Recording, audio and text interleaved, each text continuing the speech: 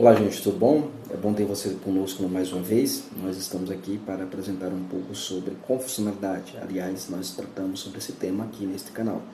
Se você não é inscrito nesse canal, inscreva-se nesse canal. Passou aqui, está procurando alguma coisa para ler sobre confissão de fé, catecismo, essas coisas, e você encontrou esse canal, então se inscreva nesse canal. O canal está iniciando agora, então você é um privilegiado que está começando o nosso canal. Divulga ele, participa, compartilha ele para outras pessoas.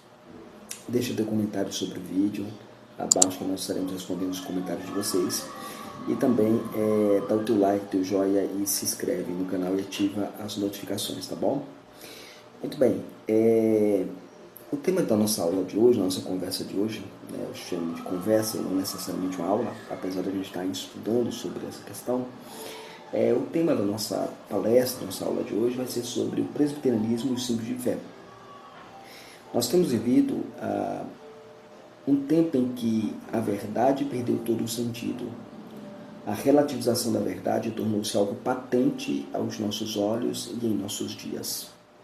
Vivemos em um mundo que não quer mais limites, percebe-se isso de maneira muito clara. Não deseja base para sustentar-se. E, infelizmente, as nossas igrejas estão indo no mesmo caminho. Nós precisamos resgatar a identidade confessional em nossas igrejas. Alguém poderia perguntar: há alguma utilidade no uso de credos e confissões na igreja? Outro dia, dando aula na congregação onde eu sou pastor também, eu estou falando da igreja de uma congregação, e essa pergunta veio ventilada de um membro da igreja: há alguma utilidade deles? Essa pergunta advém também de uma concepção totalmente pluralista e anticonfessional, conforme percebemos em nossa época, porque nós vivemos uma cultura plural, vivemos uma tendência anticonfessional dentro da nossa própria denominação. Eu falo como presbiteriano. Então, como lidar com isso, como trabalhar essas coisas na vida da igreja como um todo, né? Por que estamos vivendo tal crise dentro da nossa igreja, né? Primeiro, porque vivemos em um tempo de alta indefinição teológica. Essa é a primeira razão, né? A primeira razão é porque nós vivemos um tempo de alta indefinição teológica. Você não sabe exatamente quem está do seu lado, se é da direita teológica ou da esquerda teológica, se é do centrão teológico. Você sabe de uma coisa: você está no meio de uma guerra teológica e de uma crise teológica sem precedentes, né? Então isso é interessante. Vivemos nessa indefinição teológica. Um tempo onde vale mais a privatização das convicções. Isto quer dizer que muitas pessoas não têm compromisso com alguma coisa escrita. Para que o papel? O papel é só papel, né? A cultura lá fora está dizendo isso para o casamento. Para que um papel, né? Tem até uma música, né? Para que aqui não tem juiz nem documento, né? Aqui a gente sela com um beijo. Então, para que documento? Para que papel? Para que assinar alguma coisa? Para que ter responsabilidade credal e confessional logo com quem? Com a questão de Deus, do Evangelho. Desde quando o Evangelho precisa dessas coisas, né? Então nós vivemos uma cultura amorfa nesse sentido, um cristianismo amorfo nesse sentido, ligado a essas questões que estamos considerando aqui, ok? Então a privatização de não ter nenhum compromisso com uma coisa escrita a qual eles prestem lealdade já não é mais útil. As pessoas, elas querem ter as suas próprias convicções pessoais, né? Sem qualquer atenção ao que foi escrito no passado pelos nossos pais na fé. Então não há uma necessidade de você aprender sobre isso, né? Não há necessidade de você estudar sobre confissão, catecismo. As igrejas presbiterianas de modelo hoje, modelo de crescimento, está dizendo assim: olha, joga fora essas coisas, porque essas coisas não servem para nós, né? Então este é um perigo enfrentado pelas igrejas que possuem uma confissão de fé. Pois essa indefinição, entre aspas, conforme nos alerta o professor Heber Carlos de Campos, tem entrado dentro da nossa igreja e reinado e minado a autoridade do sistema confessional da igreja. Por quê? Você tem visto hoje nas igrejas confessionais, em particular nas igrejas presbiterianas, uma infiltração nas barreiras sólidas da constitucionalidade da igreja, a ponto de você ter uma igreja esfacelando-se, implodindo de dentro para fora. Isso aí é nítido, é perceptível, né? Então, a autoridade do sistema confessional da igreja está sendo minado. A autoridade dos catecismos, das confissões de fé, não tem mais relevância na vida do membro comum da igreja, nem do membro mais antigo da igreja, nem da própria liderança da igreja. Presbíteros da igreja que não conhecem a confessionalidade da igreja, não conhecem as doutrinas da igreja, não conhecem o que a igreja crê. É um problema sério que nós enfrentamos.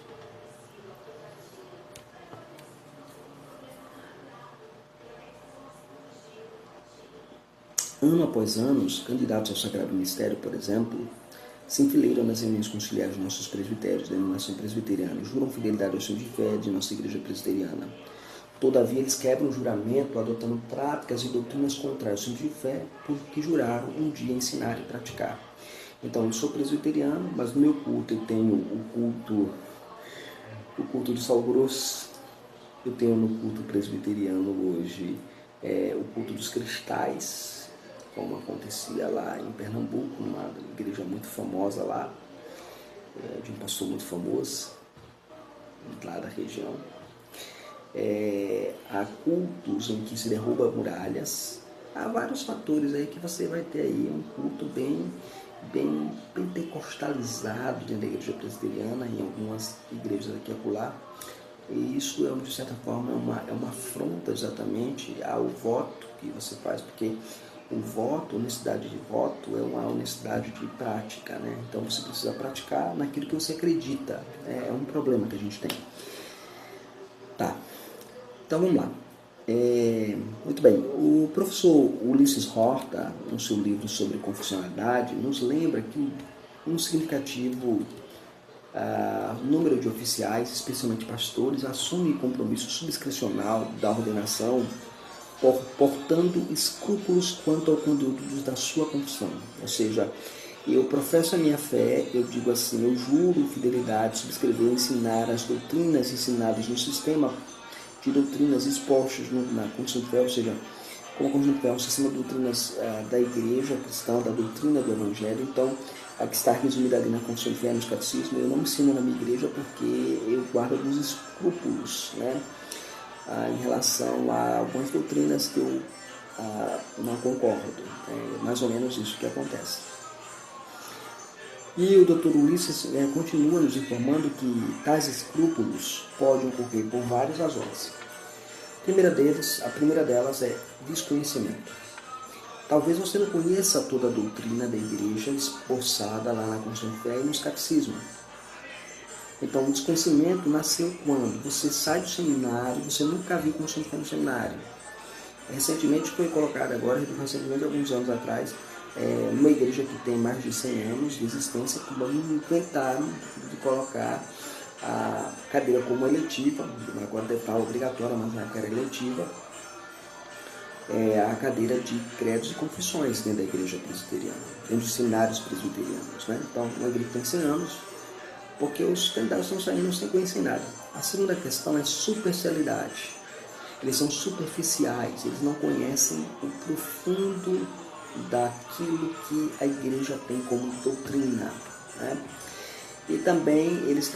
Mas também por nutrição deliberada de uma convicção divergente do padrão de fé denominacional, ou seja, eu, em vez de aprender mais sobre aquela doutrina, a favor daquela doutrina, eu vou ler algo contra aquela doutrina para aumentar mais no meu contraditório, para que eu seja divergente dos demais, porque hoje ser divergente é melhor do que caminhar com aquilo que a crença da igreja no ensino de fé o declara, né? Então é um problema que você tem enfrentado na igreja, na denominação que é confessional e que subscreve os padrões, por exemplo, de Westminster, né? Outro caso que incorre em dificuldade semelhante é a mudança de opinião posterior à ordenação. Por exemplo, eu tinha uma opinião sobre determinado aspecto da doutrina esboçada na Confissão de Westminster, e depois de um tempo eu comecei a assumir uma outra opinião que é divergente. Nessas circunstâncias, a reserva pessoal quanto ao símbolo de fé pode vir a ser cultivada silenciosamente ou até abertamente.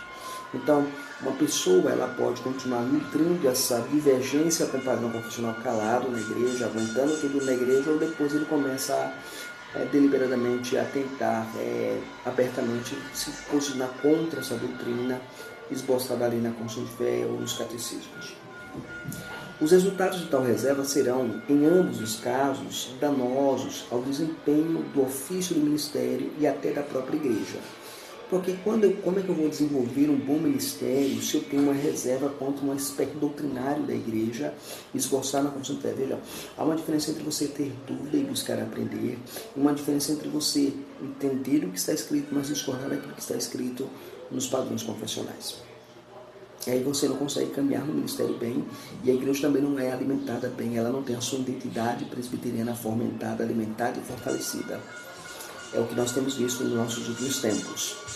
Esta tem sido a nossa real problemática de nossos dias, irmãos. Dado essa questão, surge a necessidade desse estudo, pois buscamos apresentar a importância dos credos e confissões para a vida da Igreja de Cristo em um tempo tão conturbado como o nosso. É um tempo difícil. Então, primeiro eu quero considerar a subscrição credal e confessional no Antigo e no Novo Testamento. A nossa jornada nessa perspectiva deve iniciar-se com a revelação veterotestamentária, o Antigo Testamento. A problemática que se busca resolver é a seguinte: será que existe alguma formulação credal no Antigo e no Novo Testamentos? Havia alguma formulação credal no Antigo e no Novo Testamento? Havia alguma afirmação confessional da igreja, na igreja vétero e na igreja neotestamentária? Essa pergunta é baseada para o entendimento adequado do assunto em pauta, que é o assunto do presbiterianismo e o símbolo de fé. Okay? A relação que há entre ser presbiteriano e a relação com o símbolo de fé. Isso aqui é importante a gente ter na nossa mente, no nosso coração. Ok? Então, essa pergunta é mais lá. Pois quando se apresentam as objeções, logo apela-se à Escritura dizendo que não haver nelas nenhuma formulação confessional. Então, eu não preciso... você não sai com confissão de fé? Não, porque a Bíblia não fala nada de confissão de fé. A Bíblia não fala nada dessas coisas. A Bíblia não fala nada de catecismo. A Bíblia não fala nada disso, não. Então, se apela para a Escritura. Este pensamento, gente, ele revela uma profunda disposição em negar a importância e a relevância dos credos e confissões na vida da Igreja de Jesus Cristo. Então, quando eu sou crente, eu sou cristão, eu tenho as minhas convicções privadas, e essas convicções privadas elas estão contra a doutrina oficial da Igreja, e eu preciso pensar duas vezes: eu me encaixo na Igreja ou eu saio da Igreja? Esse é um ponto bem tênue que a gente precisa colocar, uma linha bem tênue que a gente precisa colocar. Então, segundo, vamos considerar aqui primeiro essa questão, né? Então, a submissão confessional a partir do Antigo Testamento. No Antigo Testamento, gente, nós encontramos o chamado Shema, né? Lá em Deuteronômio capítulo 4, versos de 4 a 9. Ouve Israel, o Senhor teu Deus é o único Senhor, amarás o Senhor, pois o Senhor teu Deus de todo o teu coração, de toda a tua alma, de todas as tuas forças, e estas palavras que hoje te ordeno estarão no teu coração, e estas ensinarás a teus filhos, e das farás assentar em tua casa, andando pelo caminho, deitando, levantando-te, também atarás por sinais na tua mão, e serão por frontais entre os teus olhos, e escreverás nos umbrais da tua casa e nas tuas portas. Pronto, é isso que está lá escrito. Agora, a palavra, o verbo ouvir, que é um imperativo no hebraico, a palavra shema, tem um sentido de prestar atenção, significa ouvir, mas não é um ouvir, um mero escutar, envolve a ideia de ouvir com bastante atenção. Então, o texto citado acima era o primeiro a ser lido num conjunto de leituras confessionais que carregavam a mesma tônica. O texto de Deuteronômio, por exemplo, aqui Deuteronômio 6, tinha por objetivo apresentar as suas verdades. Primeiro, que existe um único Deus. Então, é um conjunto confessional lá. Há um único Deus. Que esse Deus merece ser amado com todo o nosso ser. Terceiro, que estas verdades deveriam perpetuar-se nas gerações posteriores. Essas verdades a respeito desse Deus deveriam perpetuar nas gerações posteriores. Há alguns outros dois textos que nos mostram também que havia um credo na igreja veterotestamentária no ato litúrgico. O exemplo lá de Deuteronômio capítulo 11, versos 13 a 21 e Números capítulo 15, versos 37 a 41. No primeiro caso, em Números, Deuteronômio capítulo 11, versos de 13 a 21, nós temos o seguinte. Lá a Escritura diz: E será que, se diligentemente obedeceres aos meus mandamentos, que hoje te ordeno a amar o Senhor, o vosso Deus, e a servi-lo de todo o coração, de toda a vossa alma. Veja, a mesma ideia do Shema, de todo o coração, de toda a alma. É um credo específico, tá vendo? Então darei a chuva sobre a terra, seu tempo, a temporã e a seródia, para que recolhais o vosso grão, o vosso mosto, o vosso azeite. Darei também erva ao teu campo, aos teus animais, comerás fartar-te-ás, né? Guardai-vos que o vosso coração não se engane, não vos desvieis, nem se vais aos outros deuses que vos inclinais. Lembra lá? Eu sou o Senhor Israel, o Senhor é o único Deus. Então aqui ele começa já a pegar o elemento do Shema e colocar aqui como elemento fundante da doutrina da unidade de Deus e da singularidade de Deus, né? Então, e a ira do Senhor se acenda contra vós, e feche dos céus, e não haja água, e a terra não dê o seu fruto, e cedo pereçais da boa terra que o Senhor vos dá. Ponde, pois, as minhas palavras em vosso coração e em vossa alma, tá vendo? Então, novamente a palavra alma, coração, isso aí é interessante no credo, né? No credo Antigo Testamento. E ensinai-vos aos vossos filhos, né? Assim, e será por sinal na tua mão, para que estejam por frontrais entre os teus olhos, e ensinarás aos teus filhos, falando delas, assentando em tua casa, andando pelo caminho, deleitando-se, levantando-se, escrevendo nos umbrais das tuas portas, para que se multipliquem os vossos dias e os dias dos vossos filhos na terra que o Senhor jurou a vossos pais dar-lhes, como dias dos céus sobre a terra. Então você tem aqui um elemento muito importante, que você tem aqui o elemento de um credo já sendo previamente estabelecido dentro da tradição judaica. Então, no judaísmo do Antigo Testamento, você vai ter lá a apresentação exclusiva de um credo mencionando a unicidade, a unidade de Deus, a singularidade de Deus e a soberania de Deus. Aqui nós temos um desenvolvimento mais elaborado do Shema, em sua aplicação ao povo da aliança, indicando que a confissão de fé deve produzir resultados práticos. Então, eu não devo apenas confessar uma fé que não me produz resultados práticos, eu preciso ter uma fé que me conduza à praticidade. Ortodoxia com ortopraxia são dois elementos importantes que a gente tem no processo da fé, né? Então, no processo de crer. Muito bem. Esses resultados são evidentes, pois nascem de tudo em obediência aos mandamentos de Yahvé, o Deus pactual. Nesta confissão estão inseridas as crenças necessárias à existência do povo da aliança. Não apenas isso, mas inclui-se uma metodologia de pedagogia no qual tal ensino confessional pode ser transmitido, tendo a família como alvo dessa transmissão. Um outro texto, por exemplo, é o texto lá de Números, capítulo 15, versos 37 a 41, que nos diz o seguinte: falou o Senhor, pois, a Moisés, dizendo, olha, fala aos filhos de Israel e diz-lhes, nas bordas das tuas vestes façam as franjas, e nas suas gerações, né, pelas suas gerações, e nas franjas das bordas ponham um coração azul, um cordão azul. E as franjas vos serão para que, vendo, vos lembrareis de todos os mandamentos do Senhor e os cumprais. E não seguireis o vosso coração, nem após vós, nem após os vossos olhos, pelos quais andais vos prostituindo, para que vos lembreis que todos os seus meus mandamentos os cumprais, e os santos sejais ao vosso Deus. Eu sou o Senhor vosso Deus, que vos tirei da terra do Egito, para ser o vosso Deus. Eu sou o Senhor vosso Deus. Então aqui a temática do Shema novamente aparece, mostrando a exclusividade de Yahvé sobre o povo, a exclusividade do Senhor sobre o povo. Diante desses textos, irmãos, o que é que nós podemos dizer? Nós podemos confirmar que havia uma confissão de fé que fazia parte da vida litúrgica do povo pactual. Este Shema era chamado de o credo do povo. Somos informados que o Shema era repetido 3 vezes ao dia pelo povo do pacto. Também somos cientes de que este credo judeu era usado liturgicamente na vida da sinagoga. Então, qualquer reunião sinagogal havia de fato a recitação deste elemento credal. Então, esse é o Antigo Testamento. Para o Novo Testamento, nós temos o seguinte: no Novo Testamento, o conceito de confessionalidade é mais presente e é bem mais definido. Isso significa que a igreja sempre elaborou um conjunto de doutrinas a partir da revelação de Deus. No texto neotestamentário, lidamos com um grande material que trata da existência de um grupo de verdades que seriam cridas e obedecidas pela igreja. Essas verdades, né, Essas verdades são conhecidas como tradições, que no grego você tem a palavra paradossis, né? Paradossis. Essa palavra paradossis, esse vocábulo significa transmitir, entregar, passar adiante, significa tradição.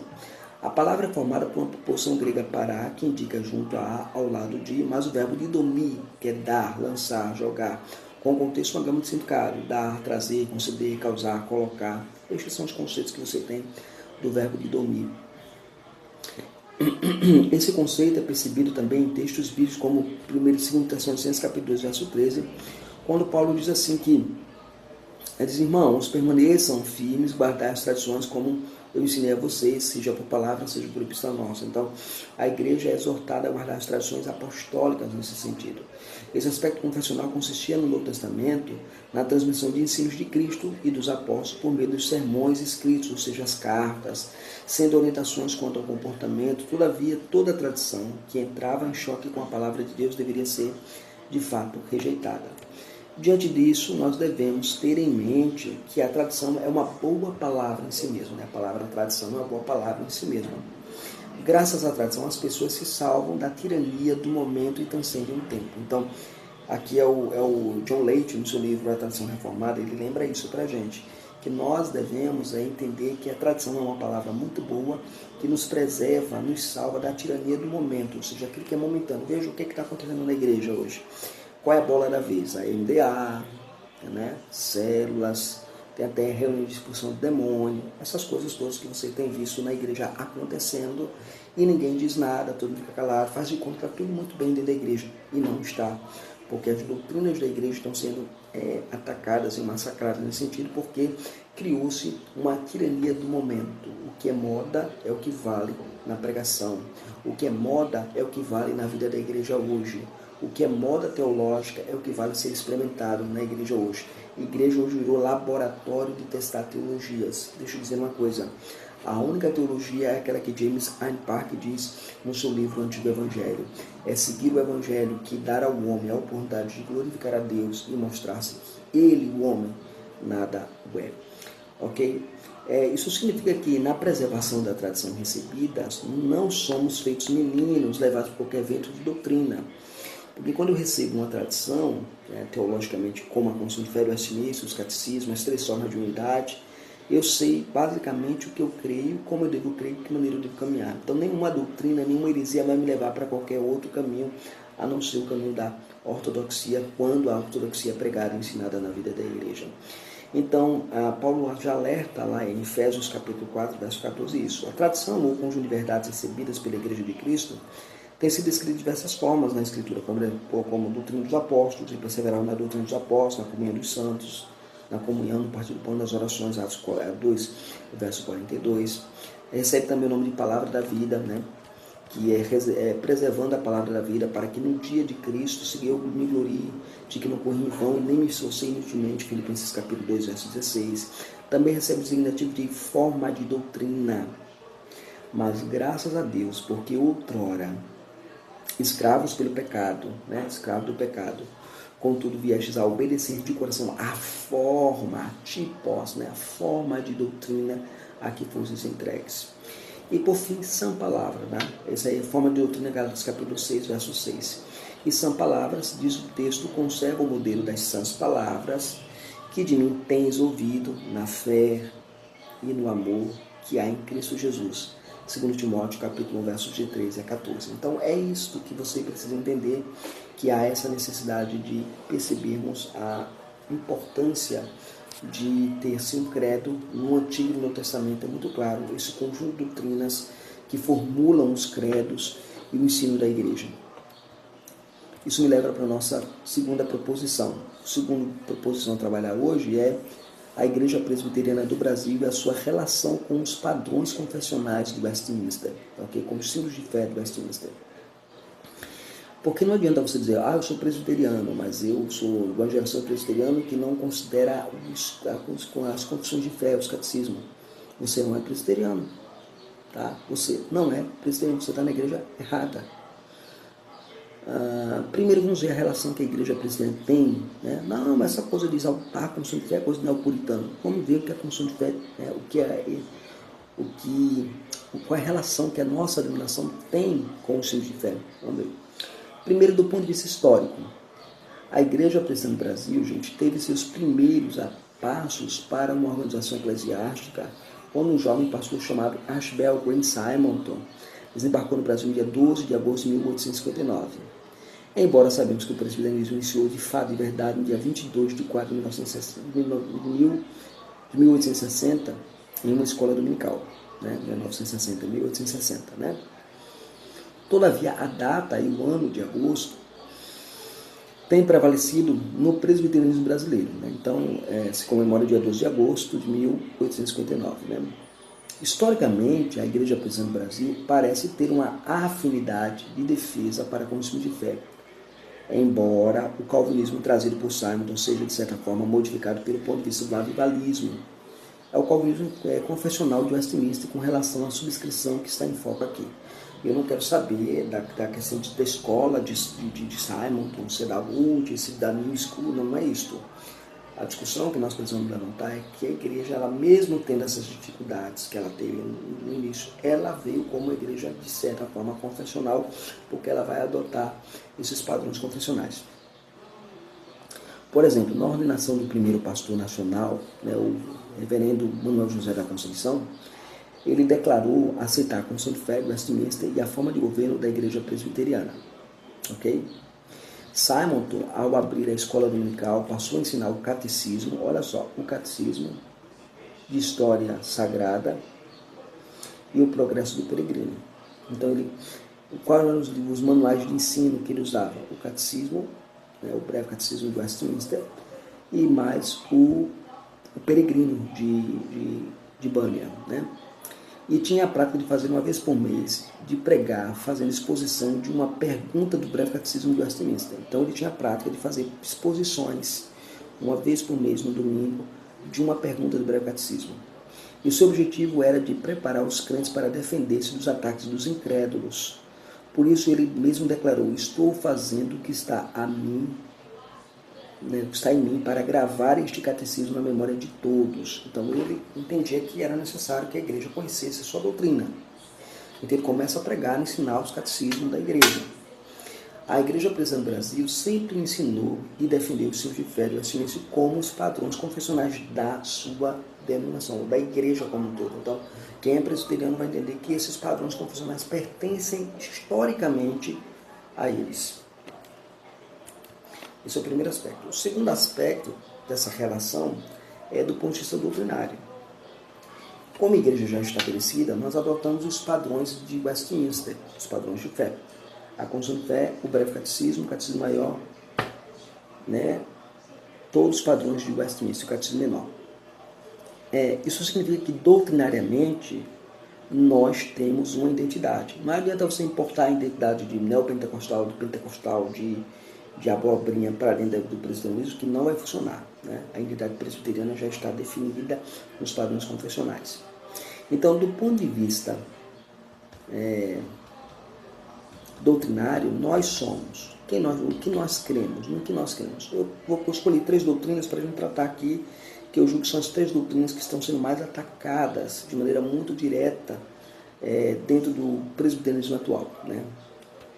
Primeiro, a suficiência, autoridade e infabilidade das Escrituras. No capítulo 1, no capítulo de abertura da Confissão de Fé, na seção 1, nos dito que... Não, na seção...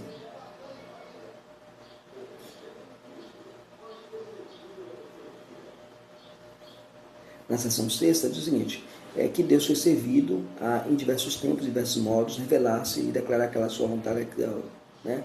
Depois, para melhor preservação e propagação da verdade, para mais seguro estabelecimento e conforto da igreja, contra a corrupção da carne e mal de Satanás e do mundo, foi igualmente servido para escrever toda. Capítulo 1, seção 1, né? Isto torna a Sagrada Escritura indispensável, tendo cessado aqueles antigos modos de Deus revelar a sua vontade ao seu povo. Então, vamos lá. No presbiterianismo, o presbiterianismo original, né? Você pode chamar de neopuritano, de puritano, do que você quiser. Chama o que você quiser, tá? Mas o presbiterianismo original não há lugar para novas revelações. Pois o entendimento dos presbiterianos é que aqueles antigos modos de Deus revelar-se ao seu povo há muito tempo cessaram. Então é inadmissível uma igreja presbiteriana com práticas de novas revelações, de línguas, de profecias. Isto é negar a plenitude da revelação trazida por Cristo, né, conforme nós aprendemos em Hebreus capítulo 1, versos 1 e 2, que havendo Deus outrora falado de diversas maneiras, de diversas formas, aos pastores profetas, nesses últimos dias não falou pelo Filho, a quem constituiu o herdeiro de todas as coisas, por meio de quem também fez todo o universo. Então, quando eu olho para essa estrutura teológica que a Consulta me oferece, primeiro dizer, olha, a Bíblia é suficiente, ela é autoridade e ela é infalível. Então, eu acredito que ela é suficiente, eu creio que ela é autoridade final e creio que ela é infalível. Não tem para onde. A segunda doutrina é a doutrina da soberania de Deus, e é onde todo presbiteriano, eu sou presbiteriano. A primeira nem todo mundo diz eu sou presbiteriano, mas a segunda eu sou presbiteriano. Como presbiterianos confessionais, devemos acreditar na soberania de Deus, no que respeita aos seus decretos absolutos sobre o mundo. A nossa igreja crê e confessa a doutrina da predestinação, da eleição e da reprovação.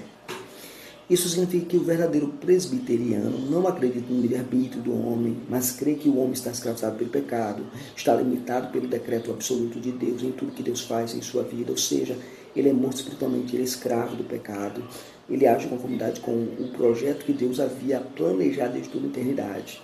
No capítulo 3 da Confissão de Fé, você tem a doutrina dos decretos eternos de Deus. Na seção 3 e 4, temos a sombra da doutrina. Pelo decreto e para a manifestação da sua glória, alguns homens e alguns anjos são assim predestinados para a vida e outros são pré-ordinados para a morte eterna. Esses homens e esses anjos são assim predestinados e pré-ordenados, são particularmente e mutavelmente designados, e o seu número é tão certo e definido que não pode ser aumentado ou diminuído. Seção 3 e 4, capítulo 3. Isso significa que não há necessidade de teatros, de shows no culto, para atrair pecadores para o reino, pois apenas os eleitos hão de ser salvos. O método bíblico de chamar eleitos chama-se evangelismo. É a proclamação do evangelho de Deus através da palavra falada, pregada e partilhada. Alguns textos nos ajudam a compreender este assunto quando diz: conjuro-te perante Deus em Jesus Cristo e os anjos eleitos para que guardes estes conselhos sem prevenção, nada fazendo com parcialidade. 1 Timóteo capítulo 5, verso 21. Romanos capítulo 9, verso 22 a 23 e 2 Timóteo 2, 19. Então, todo o processo da eleição, da restauração, da eleição do Senhor, da reprovação, está tudo passando pelo viés da evangelização, do proclamar a Cristo, do ensinar a Cristo. Sem isso não há conversão, a gente sabe muito bem disso. A terceira doutrina que fomenta a doutrina presbiteriana, né, mostra a identidade presbiteriana, é a doutrina do batismo infantil. Né? É peculiar ao presbiterianismo confessar e defender o batismo infantil. Membros de igrejas antipedagogistas contra o batismo infantil, quando nos conhecem como presbiterianos, logo tecem comentários negativos à prática do batismo bíblica, né, a prática bíblica do batismo infantil. E se somos presbiterianos, somos defensores do batismo de infantes, o batismo doméstico. Né? Conforme nós temos a Confissão de Fé, no capítulo 28, seção 4. E somente os que professam a fé em Cristo, mas também os seus filhos devem ser batizados. Então nós batizamos os filhos dos crentes. Por batizar os filhos dos crentes, nós somos também presbiterianos. Há igrejas presbiterianas, por exemplo, há algumas igrejas presbiterianas que têm membros da igreja que não querem batizar os meninos, mas querem apenas apresentá-los. E pastores aceitam esse ato de apresentação. Não, você não deve aceitar esse ato de apresentação, você deve batizá-lo. Se ele é membro da igreja, se o pai é membro da igreja, se a mãe é membro da igreja, tem que ser batizado na igreja local, ok? Por causa da comunidade pactual. Né? Basta você procurar aqui no canal, e um outro canal que eu tenho também, alguns estudos sobre esta questão, ok? Do ponto de vista constitucional, é outro ponto, né? Então vamos olhar para o ponto de vista constitucional. A identidade presbiteriana não está apenas do ponto de vista histórico, do ponto de vista doutrinário, mas também do ponto de vista da sua própria Constituição. Né? A Igreja Presbiteriana tem identidade constitucional de fé do Westminster também do ponto de vista da sua Constituição. No capítulo 1 da Constituição da IPB, No seu artigo 1º diz o seguinte: somos informados que a nossa igreja é uma federação de igrejas locais. Isso significa que não deve haver divergência entre igrejas que estão nesta federação. Não deveria haver, mas tem havido. E a federatividade deve promover uma coisa chamada unidade da igreja. Então, se nós somos uma igreja federativa, deveria haver uma unidade de doutrina e não uma unidade de doutrina na igreja. Mas ainda neste artigo, primeiro, somos informados que a igreja adota, primeiro, a Sagrada Escritura como única regra de prática, o Antigo e o Velho Testamento. Então, primeira coisa, uma igreja confessional, a primeira coisa que ela faz é dizer assim: nós adotamos a Bíblia. Então, primeiro, a Bíblia. E isso implica que na Constituição assume-se o conceito da suficiência das Escrituras e da autoridade das mesmas. Então, constitucionalmente, nós cremos que a Bíblia é autoridade e a Bíblia é suficiente na vida da igreja. Então, não entendo como é que pastores presbiterianos estão na igreja presbiteriana defendendo línguas, profecias e revelações. Eu não entendo isso.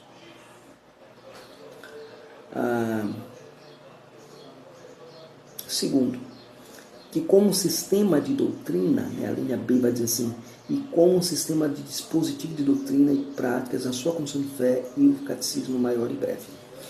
Então, o sistema de doutrina e prática, ou seja, o sistema de doutrina que me ensina e que me obriga a praticar aquilo que eu aprendo, está na confissão de fé e nos seus catecismos. Então é inadmissível que muitos membros de nossas igrejas não queiram se submeter à autoridade ou suficiência das Escrituras. E que esses também não aceitam ou subscrevem o símbolo de fé do Westminster. Eles dizem assim: os membros da igreja deveriam pensar 2 vezes antes de jogar fora o símbolo de fé. Para que eles servem? Para que serve o símbolo de fé? Né? Eles servem, irmãos, como muros que limitam, que orientam e que nos dão liberdade. Limitam quanto a abraçar qualquer heresia. Orienta por qual caminho correto deve tomar a igreja e oferece liberdade de pensar alicerçado em suas bases. Eu posso pensar livremente, mas alicerçado nas bases dos padrões confessionais. A Constituição da nossa igreja é mais severa para os oficiais da mesma, né? Especialmente para os presbíteros docentes e os presbíteros regentes. Vocês têm alguma responsabilidade de zelar pela boa doutrina? Você que é presbítero, você tem alguma responsabilidade de zelar pela boa doutrina? Sim. E a pergunta é: como vocês podem fazer isso? Bem, sustentando, defendendo e conhecendo a confissão de fé e os seus catecismos. Presbíteros que são presbíteros presbiterianos, que não conhecem a confissão de fé, que não conhecem catecismo, eles não sabem o que é ser presbiteriano. Ok? A confissão de fé, a Constituição da Igreja, né, no artigo 114, há um alerta significativo para a ordenação de oficiais. Só poderá ser ordenado e instalado quem, depois de instruído, aceitar a doutrina, o governo e a disciplina da Igreja Presbiteriana do Brasil. Então, você que é presbítero, que não conhece nada da Igreja Presbiteriana do Brasil, passe a estudar, passe a conhecer. E se você não quer estudar, se você não quer conhecer, caia fora. Esse lugar não é seu.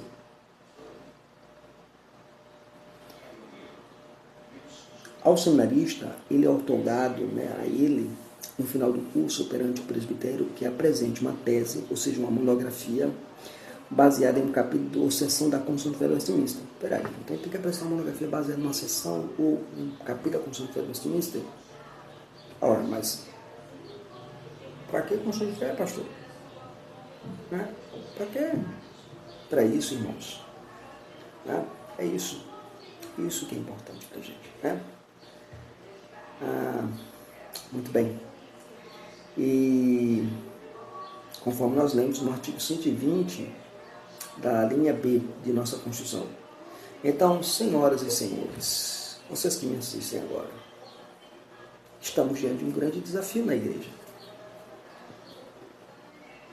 É um desafio à fidelidade. Os pastores, os presbíteros, as nossas igrejas devem fazer valer os seus votos de ordenação. É bom lembrar que, por exemplo, o candidato ao sagrado ministério, ele pode ser dispensado, dos seus exames teológicos, mas nunca da sua experiência cristã e dos exames do símbolo de fé. Veja como é que são as coisas, né? As matérias acadêmicas e tudo mais que você aprende no seminário pode ser deixado de lado na hora da avaliação. O que pode importar, o que pode pesar muito é a sua experiência cristã, ou seja, por que você é crente, como você conheceu Jesus, de que maneira você conheceu Jesus, de que maneira você ama Jesus, como você foi chamado para o ministério, quais são as vocações que você vê em você para ser chamado ao ministério. E aí depois as questões teológicas, na Confissão de Fé Westminster, não é no livro de Berkhoff, não é no livro de Roger, né? Não é nem nas Escrituras de Calvino, é na Confissão de Fé da Igreja. Olha que coisa importante a gente tem aqui, né? Então, todavia, o que temos visto hoje, gente, é que muitos deles chegam a fazer julgamento sem conhecer o conteúdo dos símbolos de fé. Nunca leram os símbolos de fé. Graças a Deus eu não tive esse tipo de problema, né? O meu pastor, ele batia muito nessa questão de a gente estudar os símbolos de fé. Estudar confissão, catecismo, né? Eu, junto com a mocidade da igreja, todas as tardes de domingo a gente estudava a confissão de fé na igreja. A mocidade da nossa igreja estudava a confissão de fé dominicalmente. Então, como poderão ser, né, fiéis se eles não conhecem a confissão de fé? Outros já abandonaram os padrões do Westminster, outros já jogaram nada no lixo. Um detalhe importante: poderão ser depostos de seus ofícios por quebrar os votos de ordenação todos aqueles que assim procedem, trazendo uma falsa doutrina para a igreja que não tem nada a ver com as doutrinas da igreja. Abandono deliberado da confissão de fé, dos catecismos, deveria ser motivo de deposição, porque você está quebrando os seus votos de ordenação. Então, se alguém aqui, nesse canal, não conhece, não concorda com nenhum ponto da confissão de fé, se você que está me assistindo não concorda com nenhum ponto da confissão de fé do Westminster, eu aconselho a você pedir exoneração do ofício se você é presbítero. Pois não há algo mais terrível para a Igreja de Cristo do que um líder infiel ao seu ofício. Que Deus nos ajude. Que Deus nos dê graça e força para que nós possamos manter a nossa fidelidade e a nossa identidade confessional. Aguardo seus comentários. Deus abençoe.